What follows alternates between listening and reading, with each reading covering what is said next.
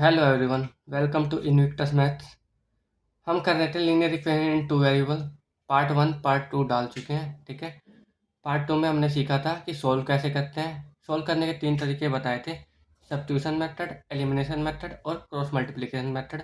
ये part one में हमने कंप्लीट किया था, ठीक है। चौथा मेथड नहीं किया था, एक और मेथड होता है ग्राफिकल मेथड, वो आज हम कंप्लीट करेंगे। पार्ट टू में हमने रेशो कंपेयर करी थी, इसके कोफिशिएंट कंपेयर किए थे कि कोफिशिएंट अगर कोफिशिएंट कंपेयर किए थे कि कोफिशिएंट a1 बाय a2 बराबर ना ही बराबर है b1 बाय b2 के, तो यूनिक सॉल्यूशन होता है। अगर a1 बाय a2 बराबर है b1 बाय b2 ना बराबर है c1 बाय c2 के, तो नो सॉल्यूशन होता है, सॉल्यूशन आता ही नहीं। a1 bye a2 b1 bye b2 c1 bye c2 अगर तीनों बराबर हो तो सेम ही लाइन होती है, तो इनफाइनाइट मैच सॉल्यूशन होता है, ठीक है। अब हम एक एक करके इसको डिस्कस करेंगे, ठीक है, ग्राफिकली। पहला देखो, ये क्या है, x plus y is equal to 7, x minus y is equal to 1। इसमें a1 बाई a2 नहीं बराबर है b1 बाई b2 के, तो इसके पॉइंट निकाल लेंगे हम, ठीक है।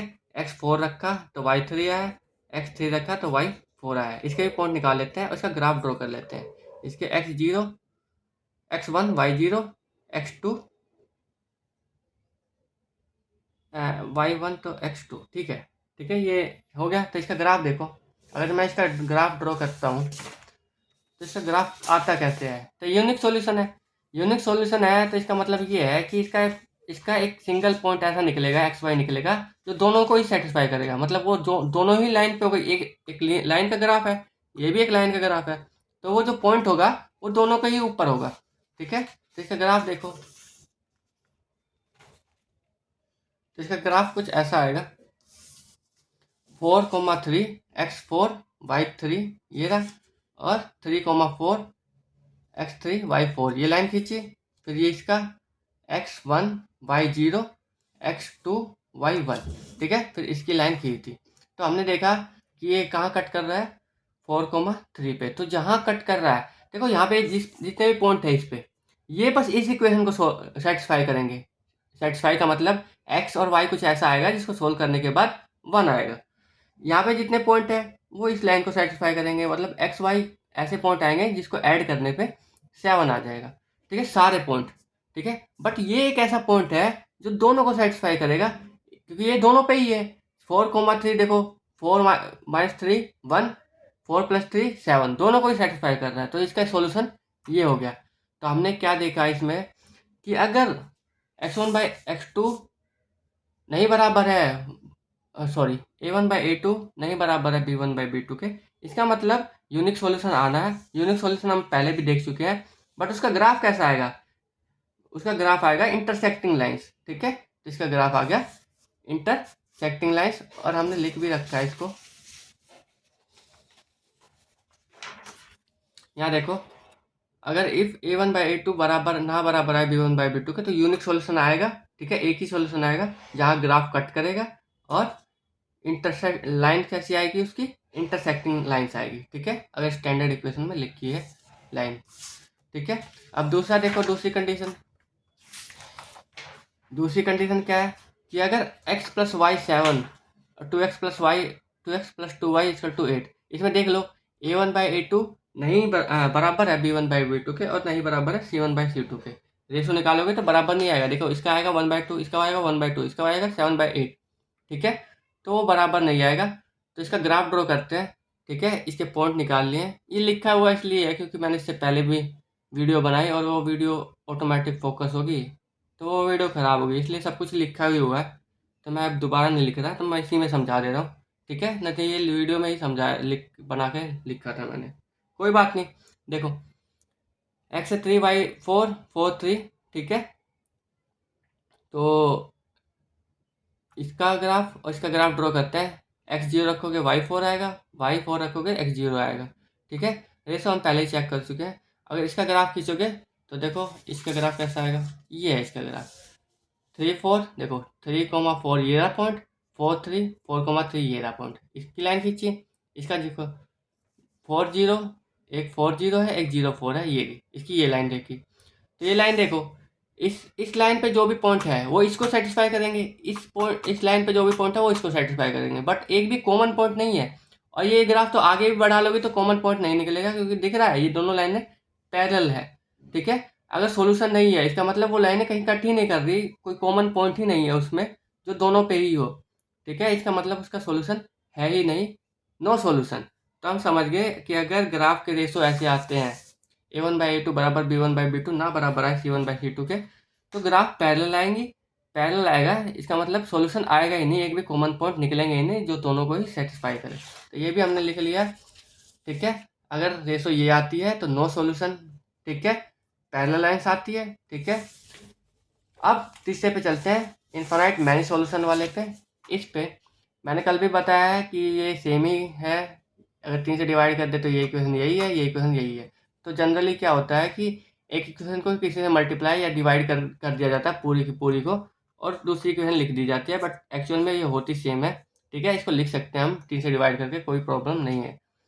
ठीक है, तो इसके ग्राफ खींचेंगे हम, इसमें तीनों रेशो बराबर आएगी, 1/3 1/3 1/3। देखो x1 है, इसके आगे 3 है, 1/3 1/3 1/3। इसका रेशो निकालोगे 4 मतलब पॉइंट निकाल लेते हैं, इसलिए इसके लिए तो 4 रखोगे 4 आएगा, 3 रखोगे 5, इसके लिए पॉइंट निकाल लेते हैं। x5 रखोगे तो y3 आएगा, y3 रखोगे तो 5 आएगा। इसका ग्राफ देख लेते हैं। इसका ग्राफ देख लोगे तो इसका ग्राफ ऐसा आएगा। देखो दो लाइन है इसमें, एक ग्रीन है एक रेड है। रेड वाली को लिखा है मैंने, इस वाली को क्या है, x+y=4 को 4 4 3 5। देखो 4 4 रेड वाली और 3 5, ये दोनों पॉइंट है। रेड खींच दी, ग्रीन के लिए मैंने खींचा 5 3 3 5 5 3 3 5। ठीक है, तो दोनों पॉइंट, एक लाइन ड्रॉ करी फिर दूसरी लाइन भी इसी के ऊपर आ गई। तो देख सकते हो मुझे एक ऐसा पॉइंट चाहिए था जो दोनों लाइनों पे हो, दोनों लाइनों को सेटिस्फाई करे वो, बट यहाँ पे तो लाइनें एक दूसरे के ऊपर ही आ गई, मतलब एक ही लाइन है एक्चुअल में। तो इसका मतलब हर पॉइंट ही उसका आंसर होगा, हर पॉइंट ही दोनों पे है तो हर पॉइंट ही सॉल्यूशन होगा। तो मतलब यहाँ से जितने भी पॉइंट निकालोगे, अगर सिंगल इक्वेशन मान के इसको कितने भी पॉइंट निकालते हो तुम, तो मान लो यहाँ पे तुम इसी को बस इसको सॉल्यूशन मान के चलोगे कि एक्स वाई, एक्स की जगह मैं 1 रख दूँ वाई आ जाएगा 7, एक्स की जगह 2 रख दूँ वाई आ जाएगा 6। तो ये इसको भी सेटिस्फाई करेंगे, दूसरी वाली को भी। दूसरी वाली इक्वेशन का क्या है, 3x + 3y, 3x + 3y = 24। दिखा देता हूँ, देखो 1 7 रखूँगा, एक्स की जगह 1 रखो तो 1 रखो 3 आ जाएगा, और 7 रखूँगा 7 3 21 आ जाएगा। देखो जोड़ के 24 आ रहा है। दूसरा देखो एक्स की जगह 2 रखो, ये 6 आ जाएगा, और 6 रखूँगा 6 3 18, ये आ जाएगा, ये 24 आ जाएगा। तो एक लाइन से तुम कितने भी पॉइंट निकालोगे वो दूसरे को भी सेटिस्फाई करेगा, क्योंकि एक्चुअल में इक्वेशन तो है ही सेम। ठीक है भाई, तो इसका ग्राफ जो आएगा एक के ऊपर एक आएगा, और ऐसी लाइंस को हम कहते हैं कोइंसिडेंट लाइंस। तो हमें पता चला कि अगर रेशो बराबर आती है a1/a2 बराबर b1/b2 बराबर c1/c2, तो इसमें क्या होगा, इसमें ग्राफ एक दूसरे के ऊपर ही आएगी, मतलब सिंगल ही लाइन आएगी, तो कोइंसिडेंट लाइंस आएगी। और कोइंसिडेंट लाइन में हर पॉइंट ही कॉमन होता है, तो वो होता है इनफाइनाइट मैनी सॉल्यूशन और सॉल्यूशन। अच्छा ठीक है, एक बात समझो और, कि अगर सॉल्यूशन आ रहा है तुम्हारा, या तो 1 आ रहा है या इनफाइनाइट आ रहा है, सॉल्यूशन आ रहा है, तो उसको कहते हैं कंसिस्टेंट सॉल्यूशन या कंसिस्टेंट इक्वेशंस। ठीक है, वो इक्वेशन जो है कंसिस्टेंट है, सॉल्यूशन कंसिस्टेंट है उसका। तो अगर एक ये वाली सिचुएशन है a1/a2 नॉट बराबर b1/b2, तो इसमें आएगा कंसिस्टेंट सॉल्यूशन। मैनी सॉल्यूशन में भी कंसिस्टेंट सॉल्यूशन। और अगर सॉल्यूशन आ ही नहीं रहा तुम्हें दो लाइन का, तो वो होगा इनकंसिस्टेंट सॉल्यूशन। ठीक है, तो ये हो गया तुम्हारा लीनियर इक्वेशन 2 वेरिएबल का पूरा ग्राफ। अब ये देखो, अब तुम बस रेशो निकाल के ये बता सकते हो कि उसका ग्राफ कैसा आएगा, ग्राफ ड्रा करने की जरूरत नहीं है। अगर तुम्हारा रेशो ऐसा आ गया तो तुम बता दोगे कि वो जो दो लाइनें हैं वो पैरेलल है। अगर ग्राफ ऐसा आ गया तो तुम, मतलब रेशो ये आ गई तो तुम बता दोगे कि ग्राफ जो है आएगा दोनों लाइन का कोइंसिडेंट लाइन एक के ऊपर एक आएगी। अगर ऐसा आएगा तो तुम्हें पता चल जाएगा कि रेशो ये आ गई, तो ग्राफ ड्रॉ करने की जरूरत नहीं है, इंटरसेक्टिंग लाइन। ठीक है, क्योंकि ग्राफिकल मेथड बड़ा होता है, ड्रॉ करने पड़ते हैं हर पॉइंट। ठीक है, तो तुम रेशो से पहले ही पता कर सकते हो कि ग्राफ कैसे आएंगे। ठीक है, तो 4 मेथड हो गए सोल्व करने के लीनियर इक्वेशन 2 वेरिएबल का, substitution, elimination, cross multiplication and graphical. ठीक है, ग्राफिकल में यूनिक सॉल्यूशन देख लिया है तुमने। यूनिक सॉल्यूशन कैसा आता है, ये देखो यहाँ कट कर रहा है वही ये इसका सॉल्यूशन है, वही दोनों पॉइंट लाइनों को सेटिस्फाई करेगा। 4,3 ही इसका सॉल्यूशन है, तो जहाँ लाइन कट कर रही है वही सॉल्यूशन है। तो सॉल्यूशन निकालने के लिए दोनों लाइनों का ग्राफ खींचो और उसका सॉल्यूशन निकल गया। ठीक है, ये हो गया हमारा लीनियर इक्वेशन टू वेरिएबल को सोल्व करने का तरीका। सोल्व कर दिया, उसके बारे में देख लिया, सॉल्यूशन आएंगे कि नहीं उसके बारे में देख लिया, बहुत सारे सॉल्यूशन आएंगे कि नहीं, या एक सिंगल सॉल्यूशन आएगा। ठीक है, अब हम कभी भी आगे सोल्व करेंगे लीनियर इक्वेशन टू वेरिएबल को, तो मैं ये नहीं बताऊंगा कि मैं किस मेथड से जा रहा हूँ।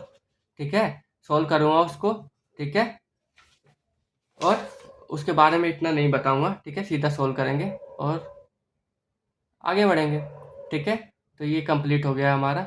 अब हम आगे चैप्टर 3 स्टार्ट करेंगे, गणित मंजीरा क्लास 9th का। ठीक है, आज के लिए इतना ही। Thank you for today.